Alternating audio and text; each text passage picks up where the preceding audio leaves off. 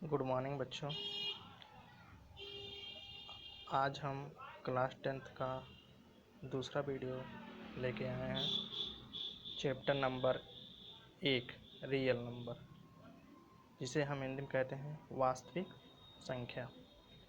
वास्तविक संख्या परमेय तथा अपरिमेय संख्याओं के समूह को वास्तविक संख्या कहते हैं। आगे टॉपिक है न्यूक्लियड विभाजन प्रमेयिका।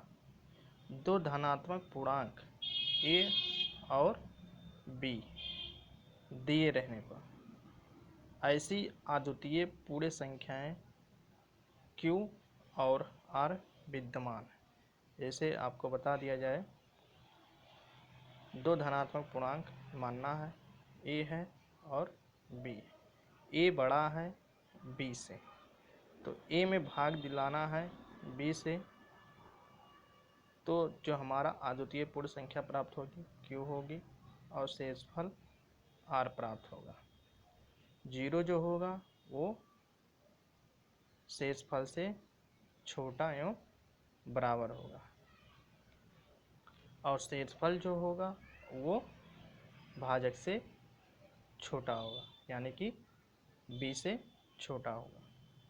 तो हमारा इससे एक इक्वेशन तैयार होता है, यानी कि एक समीकरण तैयार होता है जो बनता है a बराबर b गुणे q प्लस r। आपको पता है कि भाज्य बराबर होता है भाजक गुणे भागफल प्लस शेषफल, जहाँ शून्य r से छोटी या बराबर है और r जो है b से छोटा है। आपको ये नोट करना होगा क्योंकि इसी पे हमारा सवाल लगेगा। आगे देखते हैं। दूसरा है हमारा यूक्लिड विभाजन एल्गोरिथम। यूक्लिड विभाजन एल्गोरिथम, इसमें क्या होता है, दो धनात्मक पूर्णांकों मान लीजिए c और d, यानी कि c जो होगा d से बड़ा होगा का, यानी कि HCF ज्ञात करने के लिए चरण 1 c और d, यानी कि हम इसको बता सकते हैं यूक्लिड विभाजन प्रमेयिका जो पढ़े हैं उसी के अकॉर्डिंग हम चलते हैं। अब आते हैं दो धनात्मक पूर्णांक मान लेंगे, जैसे उसमें माने थे दो धनात्मक पूर्णांक, यानी कि c एवं d। c बड़ा है d से, अब भाग दिलाएंगे c में और इससे d से, तो जो हमारा आएगा पूर्ण अद्वितीय पूर्ण संख्या जो आएगी q आएगी और हमारा शेषफल r आएगा। इतना आपको समझ में आ गया हो। उसके बाद जब तक हमारा 0 ना आ जाए, शेषफल जब तक 0 ना आ जाए तब तक ये प्रक्रिया हम करते हैं। जैसे अब उसी के बाद हम r में अब d से भाग देंगे, तो हमारा कितनी बार जाएगा, q 1 बार जाएगा और इसमें r 1 बार जाएगा, शेषफल आएगा। यही प्रक्रिया हम बार बार करते रहेंगे जब तक हमारा शेषफल 0 नहीं आ जाता। तो हमारा देखिए पहला चरण ये है, c और d के लिए यूक्लिड विभाजन प्रमेयिका का प्रयोग करके q और r ज्ञात करते हैं। तो हमारा समीकरण क्या प्राप्त होता है, c बराबर d q प्लस r, जहाँ 0 जो है शेषफल से छोटा एवं बराबर है और शेषफल जो है भाजक से छोटा हो। दूसरा चरण क्या कहता है हमारा, दूसरा चरण फिर देखिए, यदि r बराबर 0 है तो d पूर्णांकों c और d का HCF, यानी अगर दूसरे चरण में 0 प्राप्त हो जाता है तो हम उसको HCF मान लेते हैं, जो c और d का HCF है। यदि r शून्य के बराबर नहीं है तो d और r के लिए यूक्लिड विभाजन का प्रयोग करेंगे।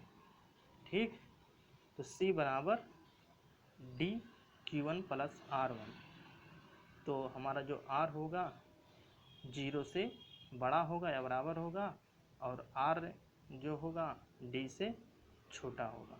तीसरा क्षण यही प्रक्रिया है। इस प्रक्रिया को तब तक जारी रखना है जब तक शेष 0 ना प्राप्त हो जाए। इसी स्थिति में प्राप्त भाजक को HCF होगा। उदाहरण के माध्यम से समझ लेते हैं। उदाहरण नंबर 1 है 4052 और 12576 का HCF यूक्लिड विभाजन एल्गोरिथ्म का प्रयोग करके ज्ञात कीजिए। तो हम क्या किए हैं, यहाँ पे जो हमारा है 12576 वो बड़ा है किससे, 4052 से। तो 12576 में 4052 में हम भाग दिए हैं। तो पहली बार हमारा 3 बार जाएगा, 3 बार जाएगा तो हमारा 6 3 दूना 6 और 5 3 15, 80 लेख 0 में गुणा गया तो 1 आ गया और 4 3 12। तो हमको घटाएंगे 420 आएगा। जैसा कि आपका पहला चरण यहाँ पे दिख रहा है। पहला चरण हम पहले लिख लेते हैं। 12576 बराबर 4552 गुणे 3 प्लस शेषफल 420 और जो है आर हमारा यहाँ पे 0 नहीं। इसके बाद दूसरा चरण हम लेके चलते हैं। दूसरा चरण यानी कि हमारा जो यहाँ पे है इसमें अब इसमें भाग देंगे 420 से। तो हमारा 4052 में 420 से भागेंगे तो 9 बार जाएगा तो हमारा शेषफल कितना आएगा, 272। ये दूसरा चरण। दूसरा चरण कैसे लिखेंगे, 4052 गुणे बराबर 420 गुणे 9 बार गया है प्लस 272 शेषफल आ गया। ठीक, अब हमारा यहाँ पे भी 0 नहीं आया। ठीक, 0 नहीं आया। फिर उसके बाद देखते हैं तीसरा चरण। तीसरा चरण क्या है, अब एक हमारा 272 आ गया। 272 में हम 420 में भाग देंगे। 420 में भाग देंगे तो हमारा एक बार जाएगा तो हमारा क्या आएगा, शेषफल 148। इसी प्रकार हम भाग दिए तब तीसरा चरण लिखेंगे 420 बराबर 272 गुणे एक बार गया प्लस शेषफल 148। तो हमारे यहाँ पे भी आर का मान 0 नहीं आया। इसी प्रकार हम एक प्रक्रिया करते रहेंगे और अंतिम में हमारा यहाँ पे 4 से डिवाइड हो जाएगा, हमारा 0 आ जाएगा। तो हमारा जो 24 है, तो हमारा जो 24 बराबर 4 गुणे 6 प्लस 0, यहाँ पे हमारा ये इक्वेशन 0 आ जाता है। उसके बाद आगे बढ़ते हैं। यहाँ शेषफल 0 प्राप्त हो गया है, इसलिए प्रक्रिया यहाँ समाप्त हो जाती है। चूँकि इस स्थिति में भाजक जो हमारा क्या है, 4 आ गया था, इसीलिए 4052 और 12576 का HCF 4 होगा। उदाहरण नंबर 2 पे आते हैं। दर्शाइए दी प्रत्येक धनात्मक समपूर्णांक 2q के रूप का होता है तथा प्रत्येक धनात्मक विषम पूर्णांक 2q + 1 के रूप का होता है। हल है, माना एक धनात्मक पूर्णांक तथा b बराबर 2 है। अब हम क्या करते हैं, मान तो लिए हैं a एक धनात्मक पूर्णांक तथा b, इसी में हम a में 2 से डिवाइड करेंगे तो हमारा क्या प्राप्त हो, एक अद्वितीय पूर्णांक संख्या होगी। तो हम r से हमारा शेषफल आएगा। तो r जो होगा हमारा या तो 0 होगा या तो 1 होगा, क्योंकि 2 से अधिक तो नहीं हो सकता, 2 से अधिक नहीं हो सकता, 2 से कम ही रहे। तो r हमारा 0 या 1 होगा। ठीक, अब इसी में हम यूक्लिड विभाजन का प्रयोग करेंगे, यूक्लिड विभाजन प्रमेयिका से। तो a बराबर क्या होगा, a बराबर हमारा होगा यानी कि भाज्य बराबर भाजक गुणे भागफल प्लस शेषफल। तो a बराबर 2 गुणे q प्लस r, जहाँ r बराबर a या 0 या 1 हो सकता है। तो a का संभव मान जो होगा a बराबर या तो 2a होगा, अगर हम 0 रखते हैं यहाँ पे तो 2q बचेगा, तथा अगर 1 रखते हैं तो 2q + 1, यहाँ पे 1 कर लीजिए, 1 होगा। ठीक, 1 होगा। यदि यदि a बराबर 2q तब यह एक सम संख्या होगी, क्योंकि यहाँ दो एक गुणनखंड है, साथ ही एक धनात्मक पूर्णांक या तो सम हो सकता है या विषम। कोई भी धनात्मक विषम पूर्णांक यानी कि 2q + 1 के रूप का होगा। समझ में आ गया बच्चों? तो आगे बढ़ते हैं। उदाहरण नंबर 3, दर्शाइए कि एक धनात्मक विषम पूर्णांक, यहाँ पे देखिए विषम था, वहाँ पे सम था, 4q + 1 या 4q + 3 के रूप का होता है, जहाँ q एक पूर्णांक। उसी प्रक्रिया से हम यहाँ पे भी एक मानते हैं। माना यहाँ पे एक विषम माना जाए, वहाँ पे हम सम माना a एक धनात्मक विषम पूर्णांक है तथा b बराबर हम 4 मानते हैं। उसी में हम a में 4 से भाग दिलाएंगे तो हमारा अद्वितीय संख्या जो आएगी q आएगी और r आएगा शेषफल। तो r का संभवत मान हमारा हो गया 0, 1, 2, 3, यानी कि 4 से बड़ा नहीं होगा, 4 से ही छोटा ही होगा।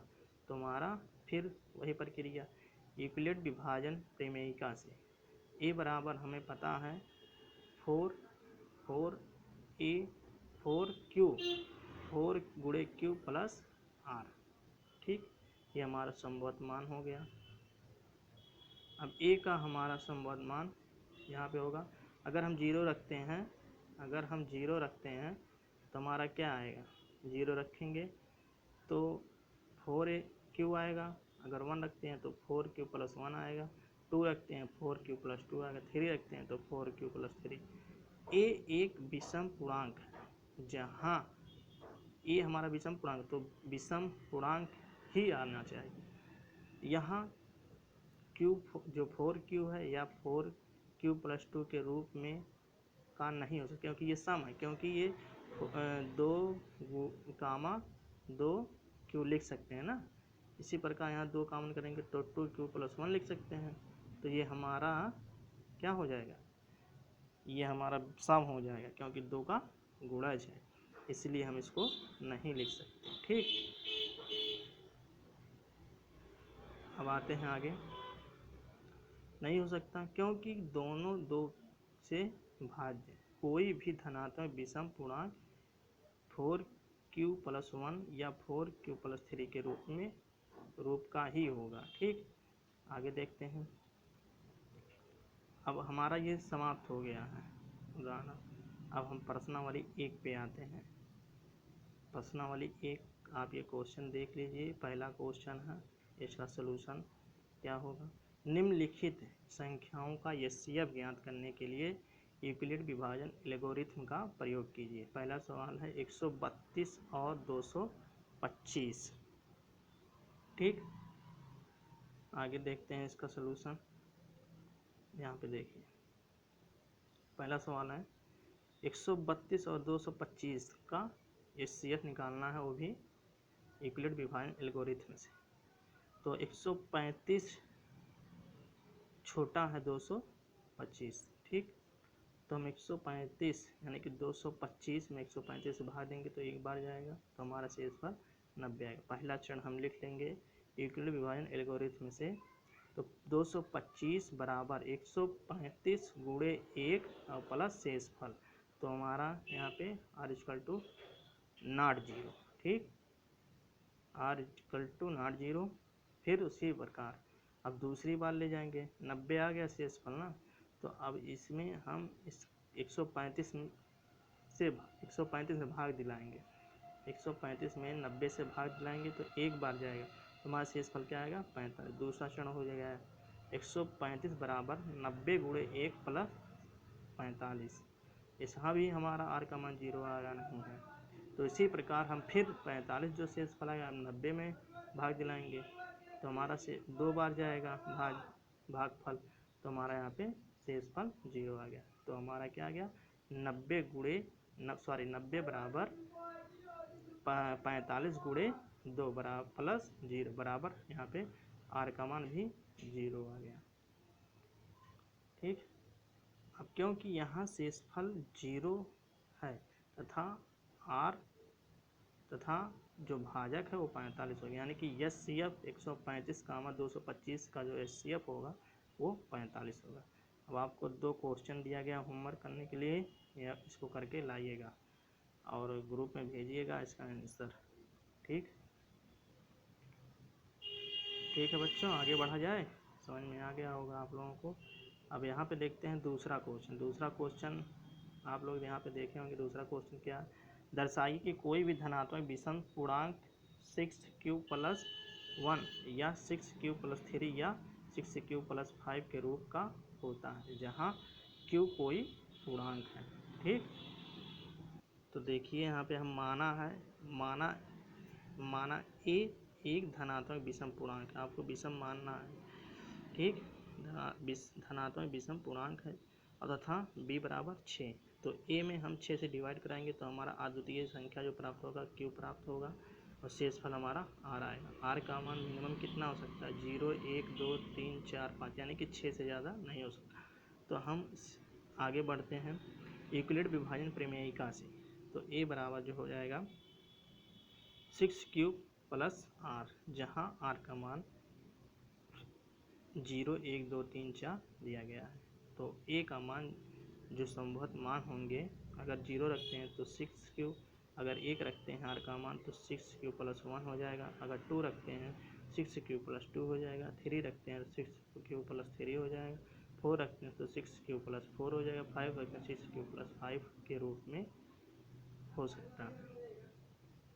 ठीक, क्योंकि a का मतलब a जो हम माने थे वो विषम था, क्योंकि a एक विषम पूर्णांक है। यहाँ पर देखिए विषम पूर्णांक जो है उसी को लेंगे, ना कि सम वाले को लेंगे। जैसे यहाँ पे देखिए 6q, यहाँ पे 2 गुणे 3 लिख सकते हैं ना, यानी कि 2 का सब पे हमारा 2 का गुणनखंड हो रहा है, यानी कि 2 का गुणज है। ठीक, यहाँ पे भी देखिए कि रूप का नहीं हो सकता, क्योंकि ये तीनों 2 से विभाज्य हैं। अतः कोई धनात्मक पूर्णांक 6q+1, 6q+3, 6q+5 के रूप का ही होगा। ठीक, आपको ये भी समझ में आ गया होगा उम्मीद है। आगे बढ़ते हैं क्वेश्चन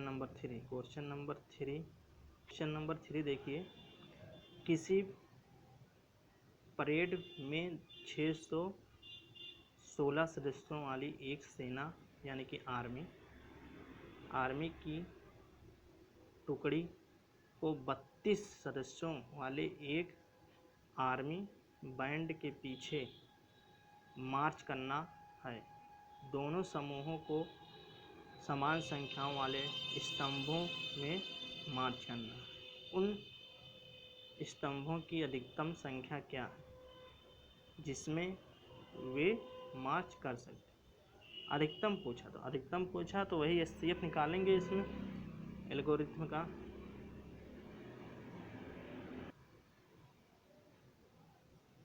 तो स्तंभों की अधिकतम संख्या जो होगी SCF 616 और 32 होगा। तो 32 में 616 32 से भाग दिलाएंगे तो हमारा कितनी बार जाएगा, पहले बार तो एक बार जाएगा 32 आ जाएगा। ठीक, उसके बाद हमारा जो होगा शेषफल 29 आएगा। तो फिर 6 को उतारेंगे यहाँ पे तो 9 बार जाएगा, 9 दूनी 18, 9 3 27 से 28, तो हमारे यहाँ पे 8 आएगा शेषफल। ये हमारा पहला स्टेप हुआ, ये हमारा जो हुआ ये पहला स्टेप हुआ। तो 616 बराबर 32 गुणे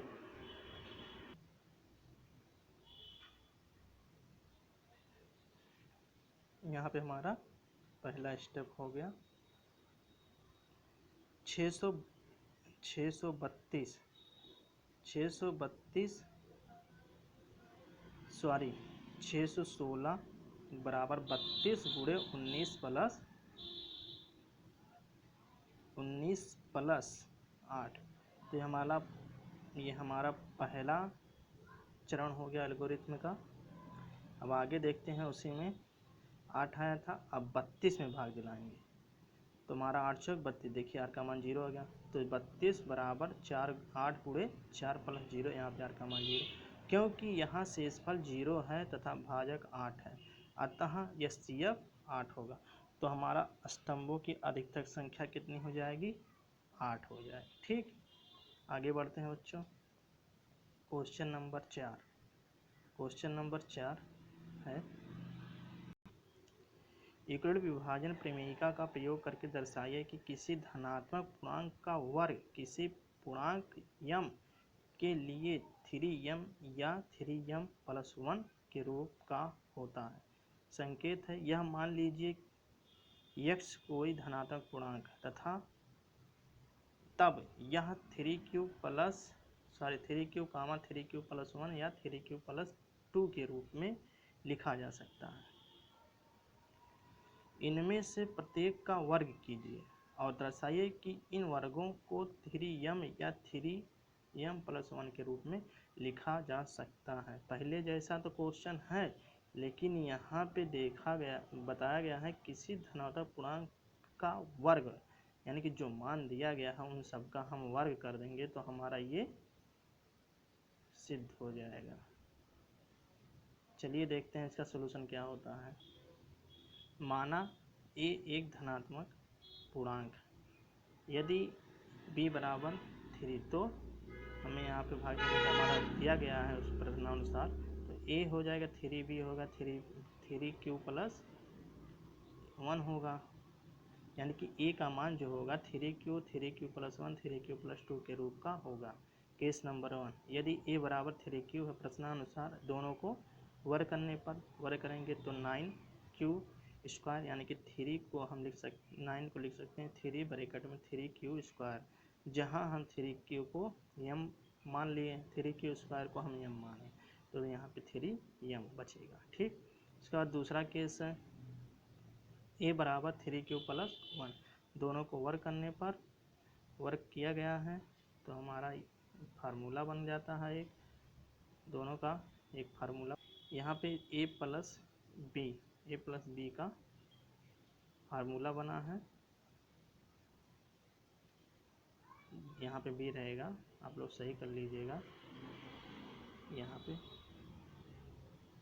तो a + b के होल स्क्वायर + 2ab, तो 9 यहाँ पे हो जाएगा 9q² + 1 + 2 3q + 1, यहाँ पे हो जाएगा 9q² + 6q + 1, तो यहाँ पे 3q हम कॉमन लेंगे तो क्या बचेगा 3q + 2q, क्यों नहीं बचेगा, सिर्फ 2 बचेगा +1, तो हमारा यहाँ पे आ जाएगा, हम इसको जहाँ m बराबर पूरे का q 3q + 2 को हम m माने तो हमारा क्या है 3m + 1, इतना हमारा आ जाएगा। समझ गए बच्चों? अगर नहीं समझ में आए तो एक बार वीडियो को पीछे करके देख लीजिएगा। केस नंबर 3 आ गया है। केस नंबर 3 यहाँ पे दिया गया है, a जो है a = 3q + 2, a दोनों का वर्ग करने पर तो a² बराबर 3q + 2 का होल स्क्वायर, फिर हमारा वही फार्मूला यूज करना है, a + b का whole square a² + b² + 2ab, इसका खोलेंगे स्क्वायर में तो 9q² + 4 + 2 × 3q + 2। ठीक, यहाँ पे हल करने के बाद हमारा इतना आया, उसके बाद 3q कॉमन किया तो बचेगा 3q² + 3 + 1, तो इसी प्रकार हमारा जो बनेगा, अतः किसी धनात्मक पूर्णांक का वर्ग 3m या 3m + 1 के रूप का होगा। क्वेश्चन नंबर 5 जो है वो आपको होमवर्क दिया जा रहा है, यानी कि आपको 3 क्वेश्चन दिए, पहले में 2 क्वेश्चन और 5वां, ये 3 होमवर्क क्वेश्चन है, आप लोग करके ग्रुप में भेज दीजिएगा। उसके बाद नहीं आएगा तो हम PDF बना के आप लोगों के पास भेज देंगे। उम्मीद है कि आप लोग समझे होंगे, और नहीं समझ में आया होगा तो आप लोग एक बार फिर से वीडियो देखना, दोबारा तो समझ में आ ही जाएगा। तो अगर समझ में आ गया है तो आप लोगों को अगला चैप्टर पढ़ाया जाएगा। जो अगला चैप्टर है वो आप लोग पढ़ के आइएगा, उसके बाद बताया जाएगा। धन्यवाद बच्चों, अगली क्लास में मुलाकात होगी।